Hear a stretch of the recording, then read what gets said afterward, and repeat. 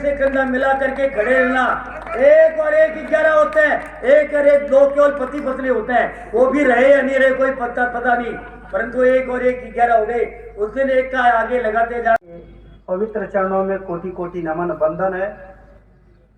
हमारे साथ परम पूज्य संत गोगामीड़ी के पीठाधीश्वर गोरक्ष पीठ स्वामी जी के चरणों में कोटि कोटि नमन बंदन। परम पूज्य निर्भयानंद जी महाराज, ओम प्रकाश सोनगरा, जिनको अभी आप लोगों ने सुन रहे थे, कितना ओजस्वी, अगर इनका इस उम्र में इतना ओजस्वी वचन है तो यहाँ के लोगों में थोड़ी सी और ज़्यादा क्रांति जगनी चाहिए। इनसे प्रेरणा लेकर के शिवानंद शर्मा, अयोध्या प्रसाद शर्मा, किशन लाल छिपा, पूनम सिद्धू, नरेंद्र स्वामी, राजगोपाल स्वामी और किशोर बाठिया, संजय त्यागी आदि जितने मंच पर विराजमान और इस सभा के को पूरी तरह से संचालित करने वाले श्री श्यामा प्रसाद मुखर्जी जी के जो पावन मंदिर बन रहा है उसमें अपना अतुलनीय योगदान देने के कारण आप सब लोग वंदनीय हैं, अभिनंदनीय हैं।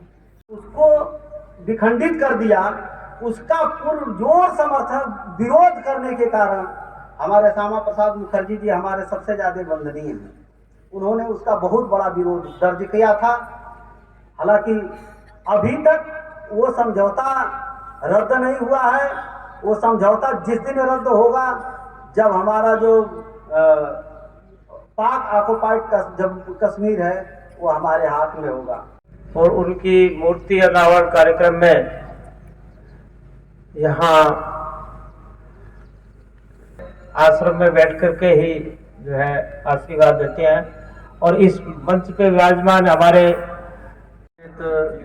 करना चाहूंगा महंत श्री रूपनाथ जी महाराज, गोरक्ष पीठ, गोगामड़ी, नोहर। हमारे सामने हम लोगों के बीच में मौजूद हैं और वो हैं महामंडलेश्वर यति नरसिंहानंद गिरी जी महाराज। हम आप लोगों से बस इतना ही प्रार्थना कर रहे हैं कि जो हमारी आवाज को, हमारी संवेदना को, हमारी पीड़ा को हमसे कंधे से कंधे मिला करके चल सके, ऐसे लोगों का भरपूर समर्थन करने का हमें आदत डालना होगा। आशीर्वाद दे ही दिया है तो जो भी अपना बचा हुआ काम है वो शीघ्र से पूरा हो जाएगा, ऐसा अब हमें उम्मीद लगी है। एक बात जो आपने कही, संगठन की संख्या उतनी नहीं है तो समाज में संगठन और एकता और सक्रियता की कमी है और लेकर प्रकट हुआ है। शायद वो हम सब के तमस को राख करना चाहता है। मित्रों, ये भारत की भूमि है। मैं बार बार एक ही शब्द बोलता हूं कि मैं नन्हा सा विद्यार्थी हूं कुछ शब्दों का। एक शब्द बोलने के बाद 1 साल तक रुक जाइए। भारत अपनी उन्मत्त चाल से, अपनी आवाज से और फिर वो जो भौकाल पैदा करता है उससे जो अन्य प्राणियों में जो प्रकंपन होता है उसी से शेर पहचाना जाता है। शेर यानी सिंह, सिंह ही इसमें नाम आ रहा है, यति नरसिम्हानंद। लेकिन ईश्वर इच्छा से हुआ कि अधिसंख्य लोगों का मुख है वो सूर्य की तरफ है, तो ये सूर्य एक हिंदू होने के लिए क्या आवश्यक गुण है और किस तरह की सोच होनी चाहिए और कैसे हमें विचारों को एक ने आज इन 2 सूर्यों का सामना कर लिया। कुछ ताप अपने में संग्रहित कर लिया, कुछ घर ले गए, कुछ बच्चों को बांट दिया, कुछ वृक्ष लगाने में लगा दिया, कुछ हमारे पुण्य कर्मों को आगे बढ़ाने में लगा दिया। तो समझिए जैसे ये अक्षय ऊर्जा का स्रोत है सूर्य, वो भी सूर्य और ये भी सूर्य, हम भी किसी न किसी रूप में उसके अंश बनने के अधिकारी हो जाएंगे। और मैं यहाँ खड़े होकर आऊं, हुआ सुनता रहूं। महाराज जी के सानिध्य में पार्वती देवी, पिता देवो महेश्वर, बांधवासी भक्ताश्च स्वदेशो भुवंत्रियम। देवादिदेव भगवान महादेव शिव हम सबके पिता हैं। जगत जननी मां जगदम्बा हम सबकी माता है और की हुई कोई धरती नहीं और खाली ये पृथ्वी भी नहीं, दुनिया के तीनों लोग मेरा अपना घर है। और हम जितने भी शिव भक्त हैं, चाहे हम किसी जाति के हो, चाहे हम किसी बिरादरी के हो, साक्षात सूर्य हैं। आज के समय में इतिहास के और धर्म ग्रंथों के जितने जानकार स्वामी अमृतानंद जी हैं, मैंने अपने जीवन में बहुत कम लोगों को इतना गहराई से शास्त्रों को जानते हुए देखा है। क्या करना चाहते हैं?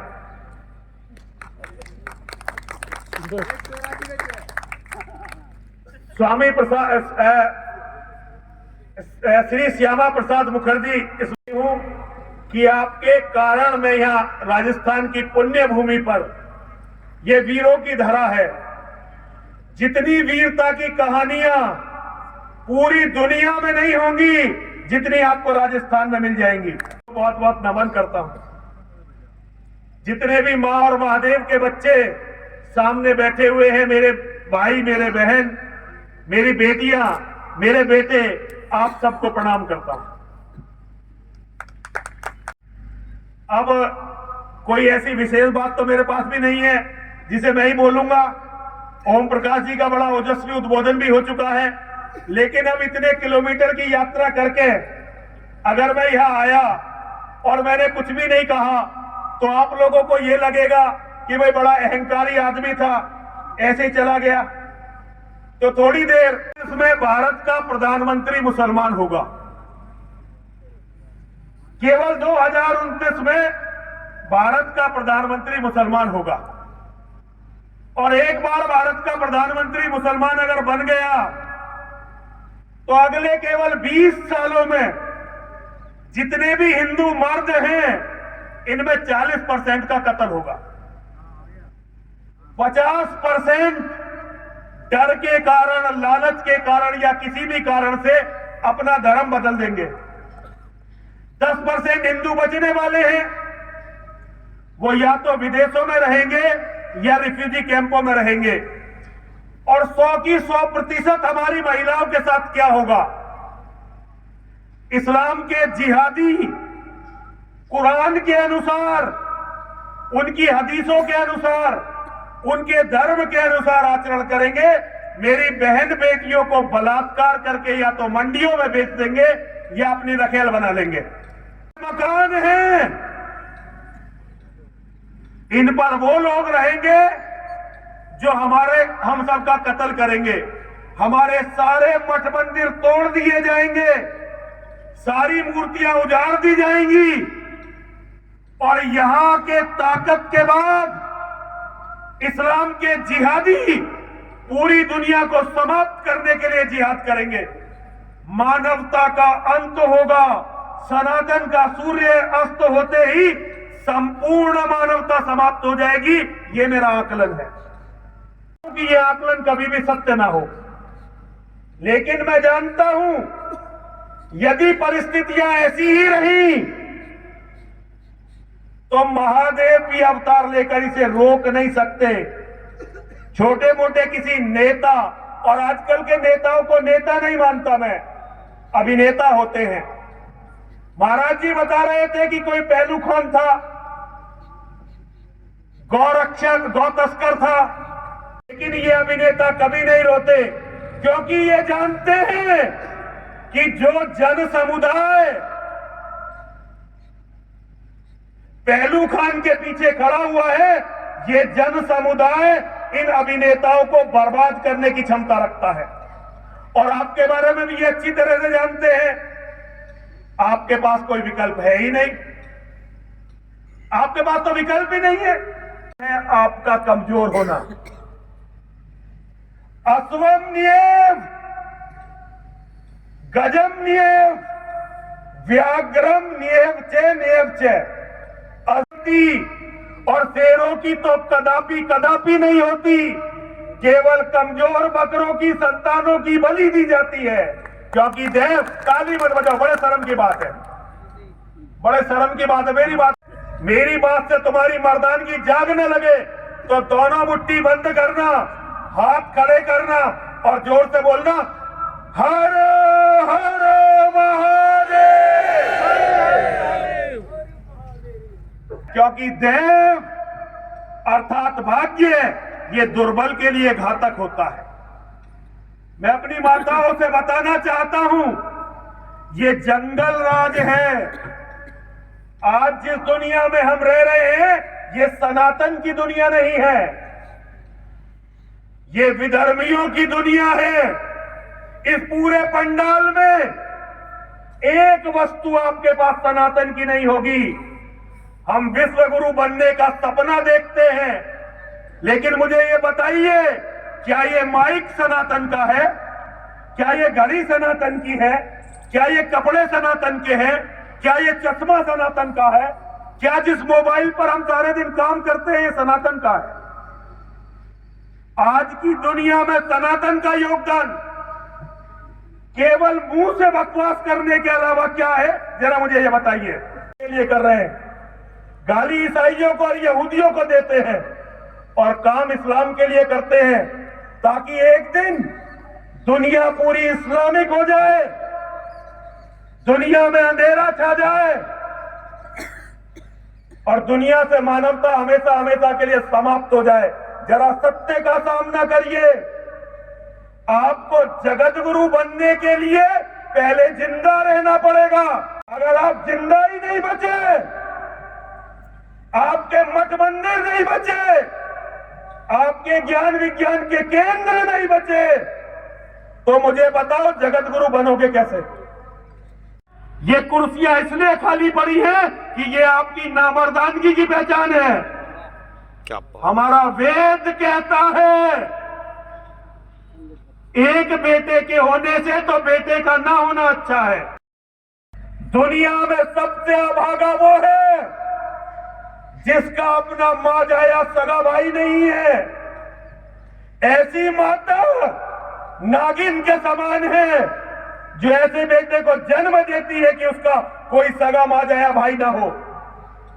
अब आप दिल को टटोल कर देखो, तुम में से कितने हैं जिनके घर में 2 बेटे हैं? होता तो आज कम से कम 20 लाख लोग मुझे सुनने आए होते।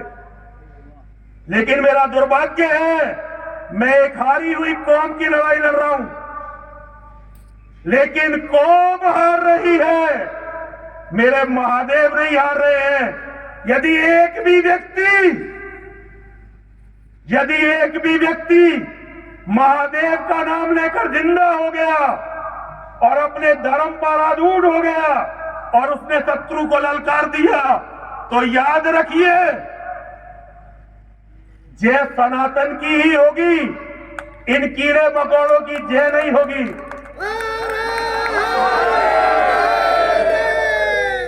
मैं आपको बताना था, लेकिन उनकी विद्वता के कारण हम उन्हें पंडित राम प्रसाद बिस्मिल कहते हैं। अपनी मृत्यु से पहले आर्य समाजी थे वो, और बहुत कट्टर आर्य समाजी थे, लेकिन अपनी मृत्यु से पहले उन्होंने एक कविता लिखी, वो मैं आपको सुनाना चाहता हूं। ओम प्रकाश जी कितनी देर बोलना मुझे? राम प्रसाद बिस्मिल जी ने लिखा था, यदि तुझे देश की चिंता है तो हिंदू जाति जगा बाबा, इस ऊंच नीच का भेदभाव तू इसके दिल से मिटा बाबा। फंस दया अहिंसा के फंदे, हो गए हिजड़े ये पक्के, कुछ जगह जोश मर्दों वाला, ऐसी कोई बात बता बाबा। और 22 करोड़ है दुनिया में। जब बिस्मिल ये कविता लिख रहे थे ना, तो दुनिया में हिंदू थे 22 करोड़ और आज है ये 100 करोड़। मैं इस तरह से कहता हूं, 100 करोड़ है दुनिया में, मर रहे मौत कुत्तों जैसी, इस जग में रहा नहीं इनका कोई माई बाप सगा बाबा। तो हिंदू जाति जगा बाबा, हिंदू जाति जगा बाबा। बोलो हर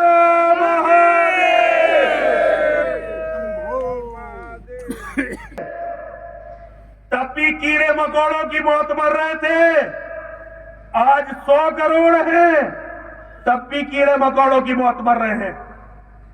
और आज सबसे बड़ी बात यह है कि हम अपनी गलतियों का आकलन ही नहीं करना चाहते।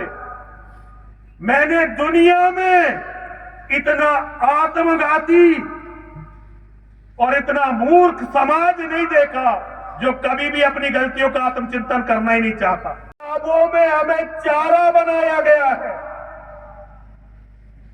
जिनकी किताब में लिखा गया है कि काफिर तुम्हारा चारा है और काफिर की औरत तुम्हारी माले गनीमत है, हम उनसे भाईचारा बढ़ाना चाहते हैं। तुम इसकी कीमत जानते हो कौन चुकाएगा? इसकी कीमत तुम्हारी बेटी चुकाएगी, इसकी कीमत तुम्हारी पोती चुकाएगी, इसकी कीमत तुम्हारे बेटे चुकाएंगे, इसकी कीमत तुम्हारा भगवान चुकाएगा, तुम्हारी मूर्खताओं की और तुम्हारी गलतियों की। मैं बहुत सारी बड़ी बड़ी बातें कर सकता हूं, मैं गया वहां फर्स्ट आया, मैं बहुत सारी बड़ी बड़ी बातें कर सकता हूं, लेकिन मैं बड़ी बातें करके आपको सुलाना नहीं चाहता। मैं कड़वी सच्चाई, यह हो सकता है कि मुझे आज ही जेल भेज दिया जाए। मैं लगभग उत्तर भारत के हर स्टेट की जेल में रह चुका हूं और मैंने कोई अपराध नहीं किया। मेरा अपराध यह है कि मैं एक मुर्दा कौम की लड़ाई लड़ रहा हूं, मैं एक मुर्दा कौम को जीवित करना चाहता हूं। अभी मैं धर्म नगरी हरिद्वार में 1 महीना 2 दिन जेल में रहकर आया। क्यों? क्योंकि मैंने यही बोल दिया जो यहां बोला है, और मेरे हिंदुओं ने जिनको बचाने के लिए मैं लड़ रहा हूं, उन्होंने ही मुझे जेल में ठूस दिया। मैं ये नहीं जानता, मैं कल जब यहां आया तो मुझे पुलिस डिपार्टमेंट की तरफ से, मेरे साथ पुलिस वाले हैं, आप इनसे पूछ लीजिए, मानवता के इतिहास में इतना इनाम आज तक इस्लाम के जिहादियों ने किसी के सर पर नहीं रखा जितना मेरे सर पर रखा है। लेकिन आपको मेरे चेहरे से कोई खौफ, कोई डर, कोई चिंता लगती है? मेरे दिल में केवल एक चिंता है, शिव का धर्म, शिव की शक्ति और जगत जननी मां जगदम्बा की संतानें समाप्त ना हो जाए।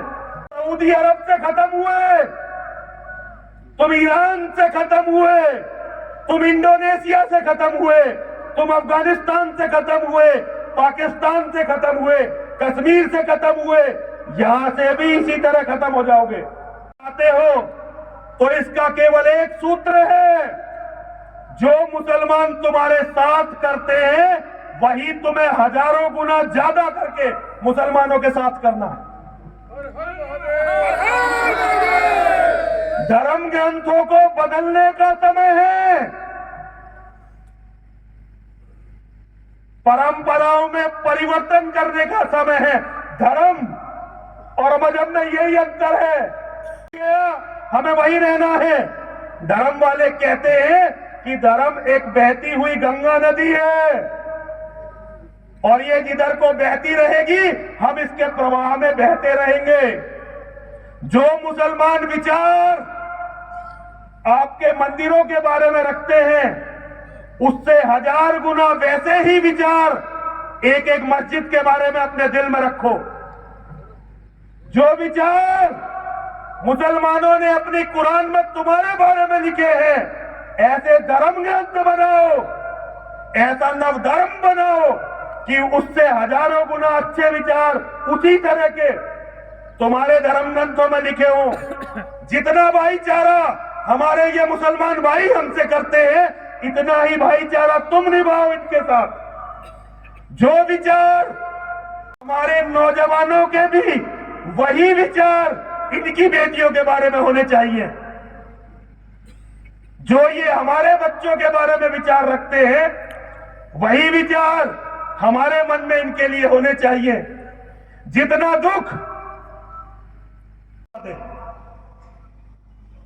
जो राम मंदिर के साथ हुआ, जो हमारे मंदिरों के साथ व्यवहार हुआ, जिस दिन हिंदू ये कसम खा लेगा कि यही वह व्यवहार, इतनी ही श्रद्धा, इतनी ही पवित्रता हमें अपनी मक्का की मस्जिद में करनी है जाकर, उसके बाद सनातन को कोई खतरा नहीं रहेगा।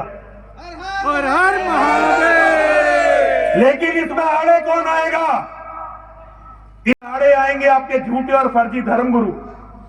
धर्म क्या है? धर्म, यदि धर्म युद्ध के लिए अर्जुन तुझे मरना भी पड़ता है तो ये तेरे लिए बहुत अच्छा है। अर्जुन ने कहा, महाराज सामने मेरे पिता में खड़े हुए हैं, मैं इन पर शस्त्र कैसे उठाऊं? सामने मेरे आचार्य खड़े हुए हैं। तो योगेश्वर ने क्या कहा? योगेश्वर ने कहा, कुतस्वा कस्मलमिदम विस्मय समुपस्थितम अनार्य दुष्टम ऐश्वर्यम ए कीर्ति कर्म। अर्जुन, अरे अर्जुन, ऐसे कठिन समय में जब तेरे परिवार का अस्तित्व खतरे में है, तेरे परिवार का मान सम्मान खतरे में है, तेरा अपना अस्तित्व खतरे में है, तू ये बात कर कैसे सकता है? ऐसे कठिन समय में तेरे मन के अंदर ये कुत्सित विचार आया कैसे? पहले इन्हें आर्य कहा जाता था। तुझे कभी भी स्वर्ग नहीं मिलेगा और ना ही तुझे कभी यश प्राप्त होगा। क्लेप्यम, अर्जुन को क्लेप्य बताया। क्लेप्य, क्लेप्यम इसमें गमे पार्थ नैतत्युपद्यते शूद्रम। जरा मत बन, ये महावीर के लिए सबसे बड़ी गाली है। ये किससे कहा? योगेश्वर ने। ये धरती के सबसे बड़े योद्धा महावीर अर्जुन को बताया कि अर्जुन, इस समय तुझे नपुंसक बनने का अधिकार नहीं है। योगेश्वर की सुनो, कुछ मत पढ़ो। योगेश्वर की गीता को पढ़ो महाभारत के साथ, और जो उस समय योगेश्वर ने किया वही करो। यदि पिता में भीष्म, यदि आचार्य द्रोण और यदि महादानी कर्ण राज्यसभा में बैठकर द्रौपदी के वस्त्रहरण को देखते रहेंगे तो हम कुछ भी कर कर आपकी हत्या कर देंगे। योगेश्वर ने बताया। अच्छा एक बात बताइए, हम लोग बड़ी बड़ी बातें करते हैं लेकिन अपनी मां बहनों के सम्मान के लिए, अपने परिवार के अस्तित्व के लिए कुछ नहीं करते। मर्यादा पुरुषोत्तम भगवान श्री राम, उन्होंने सबसे बड़ी लड़ाई किस बात के लिए लड़ी? उन्होंने सबसे बड़ी लड़ाई अपनी पत्नी के स्वाभिमान, अपनी पत्नी के सम्मान और अपनी पत्नी का अपमान करने वाले दुष्ट को दंड देने के लिए लड़ी। और किस स्वाभिमान के लिए? और यदि कोई तुम्हारे परिवार के किसी परिजन की हत्या करता है तो उससे प्रतिशोध के लिए मर मिटो। जब सुअरों के पूरे गिरोह ने एक किताब लिख ली हो और किताब में लिख दिया हो कि नरसिंहानंद की बेटी उनके लिए माले गनीमत है, तो जब तक वो किताब दुनिया में है, मेरे लिए ये दुनिया एक युद्ध क्षेत्र है।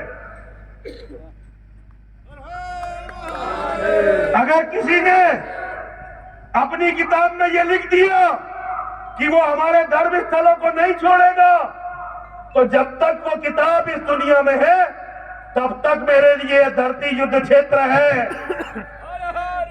यदि किसी ने अपनी किताब में ये लिख दिया कि हम उनकी तरह से पूजा नहीं करेंगे, तो वो मेरे भाइयों की, मेरे बेटों की, मेरी हत्या करने के अधिकारी है। तो जब तक वो किताब मेरे लिए ये पूरी दुनिया युद्ध क्षेत्र है। अपनी मां और महादेव के आशीर्वाद से हूं, और इस समय जो भी काम मैं युद्ध को जीतने के लिए करूंगा, मेरी वही पूजा है, मेरी वही आराधना है, और मेरी मां उसी के लिए मुझे मुक्ति देगी। लेकिन मुक्ति मुझे अभी नहीं चाहिए। अभी तो मैं अपने धर्म के लिए लड़ता हुआ, अपने धर्म के लिए लड़ता हुआ पूरे स्वाभिमान के साथ, पूरे गर्व के साथ, पूरी दिलेरी के साथ मिटना चाहता हूं। मेरे धर्म के शत्रु इस पृथ्वी पर जीवित हैं, तब तक संपूर्ण पृथ्वी मेरे लिए धर्म क्षेत्र है और धर्म यज्ञ की आहुति मेरा ये शरीर है। लड़ूंगा, मैं अपने धर्म के लिए लड़ता हुआ मारा जाऊंगा, मैं फिर जन्म लूंगा, मैं फिर अपने धर्म के लिए लड़ूंगा, मैं अपने धर्म के लिए लड़ता हुआ फिर मारा जाऊंगा और मैं फिर जन्म लूंगा। मुझे जब तक मैं सनातन के शत्रुओं को इस धरती से समाप्त नहीं कर देता, ये मेरा नरसिंहानंद गिरी महादेव का बेटा, जगत जननी जगदम्बा का बेटा, मैं किसी अहंकार से नहीं, लेकिन अपने महादेव के नाम पर, अपनी मां के नाम पर यह शपथ लेकर जीवित हूं। और एक दिन आपको खबर मिलेगी कि नरसिंहानंद लड़ते हुए मारे गए। जरा 3 बार मेरे साथ सभी बोलेंगे, बोलिए विजय मिले या वीर गति। जरा जोर से बोलेंगे, मुझे आया हूं और मैंने अभी है तो ये मेरे बेटे ही है, तो ये मेरे भाई ही। मेरे साथ सभी बोलेंगे, जिसे अपने माता पिता पर गर्व है, जिस विजय मिले या वीर गति, सब महादेव के नाम, जीते जी रण छोड़ के जाना,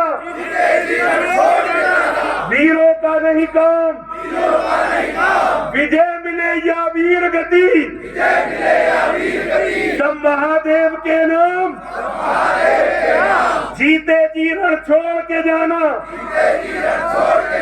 वीरों का नहीं काम, विजय मिले या वीर गति। आपके सामने आपके चरणों में रखना चाहता हूं। हर हिंदू चर्चा करे अपने परिवार को मजबूत करने के लिए। किसी भी परिवार में एक भी बच्चा ऐसा अभागा ना हो जिसका अपना सगा मुंह जाया भाई, मां जाया भाई ना। किसी मां की कोख से एक बेटा ना पैदा हो। अगर कोई अभागी है, भगवान नहीं चाहते, बीमार हो गई, और मजबूत होते जाएंगे, आपका समाज मजबूत होता जाएगा और संसद में आपके नेता फिर पहलू खान के लिए नहीं रोएंगे, संसद मेरी बेटी श्रद्धा के लिए रोने लगेगी, संसद कन्हैया लाल के लिए रोने लगेगी। हर बहन से कहिए, मेरी हर बेटी से कहिए, घर को मजबूत करे, कम से कम 4-5 बच्चे हर घर में हों। एक बेटे से तो तुम्हारे से कुछ नहीं होने वाला है, फिर उसे तो भाईचारे वाले भाई खा ही जाएंगे।